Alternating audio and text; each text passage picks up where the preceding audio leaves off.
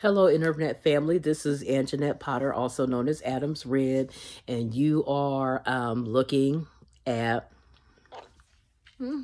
You are looking. I know. I look a little hip right now, but you are looking at. I'm making an announcement, so you're not looking at any particular program. So tonight, I grandmother duty calls. I'm not going to be at home, so eclectic. I'm rescheduling. So the way that I have it right now, I've redone my schedule so that I can accommodate being in online ministry. And so the way I have it scheduled right now is every Friday night at midnight, there's going to be something coming from me. Whether it's the Eclectic Music Geek podcast or broadcast, or it is. I also found a new app that I'm going to try out to do some of these broadcasts as well. But if it's either going to be every Friday night, there's going to be something scheduled, whether it's going to be me coming at you live, or if it's going to be me doing a radio broadcast, which is the Eclectic Music Geek. I'm also going to finally start this Tuesday, I believe. I will be doing the first podcast of the 11 months of Black History. I'm still doing 11 months of Black History because I'm doing it in support of Black History being taught year round and being celebrated year round, and with a special emphasis on February. Okay, I don't want to. I am not in favor of getting rid of Black History Month, and I will tell you why. I'm not in favor of getting rid of it because, like everything else that it surrounds us, we did good to get a month, and I've given you guys the history of Black History Month and how it started off being a week, and how we've been fortunate to at least get even the shortest month out of the year, which is February. And we have a month that we pretty much share with Valentine's Day. This has probably been the first Black History Month that, to me, didn't get ignored the first 2 weeks, because people are usually so focused on Valentine's Day that we get forgot about until the 15th. So I thank you for that. I think it's because I've been looking at a lot of content, because I have a lot of topics.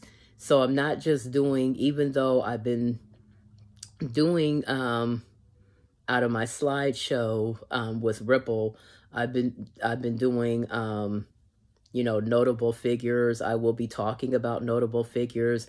I'm going to talk about people that get a little bit what I call are lesser mentioned a lot of times. So I'll be doing that. But like I said, I've decided I've changed my schedule so that every Friday night at midnight, I will be coming to you guys live. Either I will be broadcasting from Station Head doing the radio show, or I will be doing a live like I've been doing here. I'm not going to go live tonight, so this is not canceled. This is just rescheduled. I like Friday nights because it's the start of the weekend, and everyone is still kind of,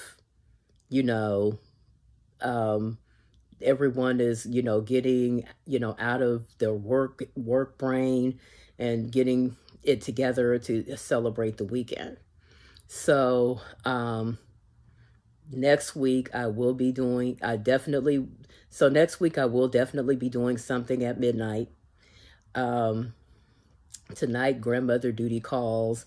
And I just have I have a lot of stuff going on right now, so that I'm not able to, but you will start hearing from me starting Tuesday, when I start doing the podcast and talking about the different topics that I want to talk about for these 11 months. So I will not only be doing notable figures from history, I will also be talking about topics like the civil rights movement. I still plan on doing the podcast on police brutality, even though I also like, even though some tweets came up about what's his name, about um the latest victim of police brutality. Right now my brain is fogging. But for me, it's a like I said, I don't feel, my conscience won't let me march on behalf of this young man, unfortunately, because I'm a little tired of putting in the energy only to have black men turn around and, you know, publicly lambast black women. Like, I'm not putting my energy behind that mess no more. Okay, I will march all day long, mention for you all day long, and Jeanette is not a divester. I will never be a part of the divest movement. I'm sick and tired. I'm not only sick and tired of black men weaponizing white women against black women, I'm also sick and tired of listening to black women. I'm sick and tired of listening to black people who have gotten so brainwashed into believing that they're getting a better deal just because they're dating or sleeping with a white person, period. Now, I personally am not anti-interracial, and I've talked about the difference between divesting and just being in a plain old interracial relationship. Okay? If you think you are getting a better deal because they're white, you have not looked at a history book. Okay? And not that I feel like all white people should be judged by the standards of, racist white people or murderers or whatever, but you still have to evaluate character. And I don't think that a whole lot of black folks are doing that. I really don't.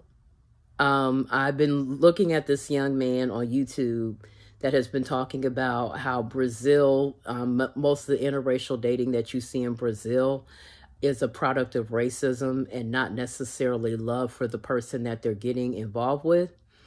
And I think you should check it out. It's very interesting. He has some very interesting points. And he has points that I have felt like were points for, us here in the States. Because I don't believe all of the interracial dating that's being done here is a product of love either. Many people like to quote Dr. King. Well, he said love doesn't have a color. Okay, but what you're doing isn't love.